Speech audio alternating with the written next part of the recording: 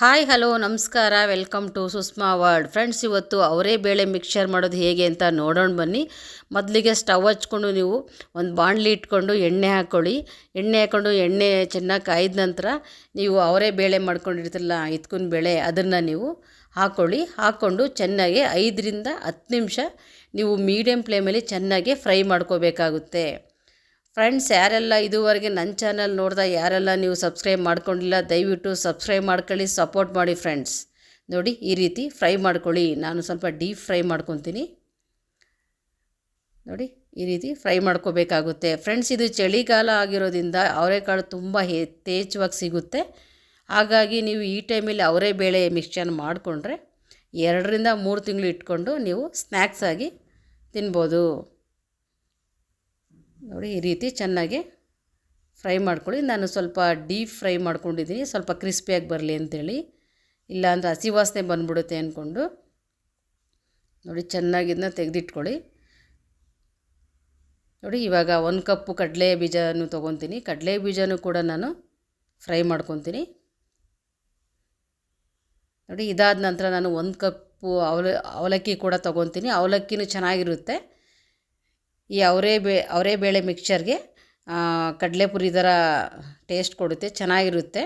ನಾನು ಮೀಡಿಯಮ್ ಅವಲಕ್ಕಿನ ಇಲ್ಲಿ ಬಳಸ್ತೀನಿ. ಫ್ರೆಂಡ್ಸ್, ಇದಾದ ನಂತರ ಉರಿಗಡಲೆನೂ ಕೂಡ ನೀವು 1 ಕಪ್ಪು ಬಳಸ್ಕೊಳ್ಳಿ.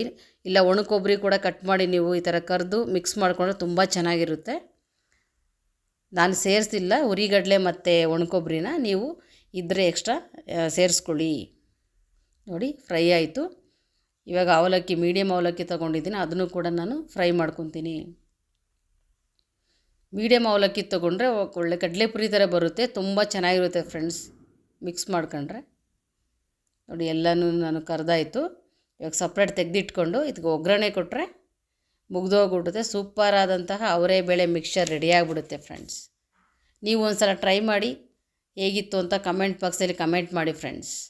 ನೋಡಿ, ಫ್ರೈ ಆಯಿತು. ನೀಟಾಗಿ ಇದನ್ನ ಸೋಸ್ಕೊಬೇಕಾಗುತ್ತೆ. ಒಂದು ಟಿಶ್ಯೂ ಪೇಪರ್ ಮೇಲೆ ಹಾಕ್ಕೊಂಡ್ರೆ ನೀಟಾಗಿ ಎಲ್ಲನೂ ಎಣ್ಣೆ ಹೋಗ್ಬಿಡುತ್ತೆ.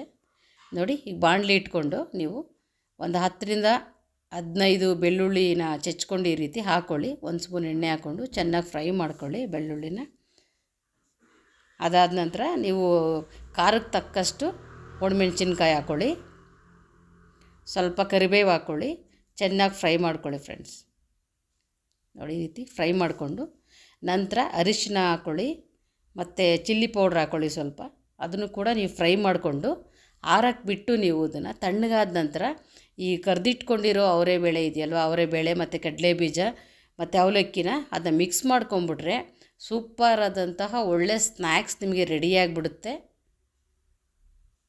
ನೋಡಿ, ಕೊನೆಯಲ್ಲಿ ನೀವು ಕೂಡ ಸಾಲ್ಟ್ ಕೂಡ ಸೇರಿಸ್ಕೊಂಬಿಡಿ, ರುಚಿಗೆ ತಕ್ಕಷ್ಟು ಸಾಲ್ಟ್ ಹಾಕ್ಕೊಂಬಿಡಿ, ಮುಗ್ದೋಗ್ಬಿಡುತ್ತೆ ಫ್ರೆಂಡ್ಸ್. ನೋಡಿ, ಈಗ ಕರೆದಾಯಿತು.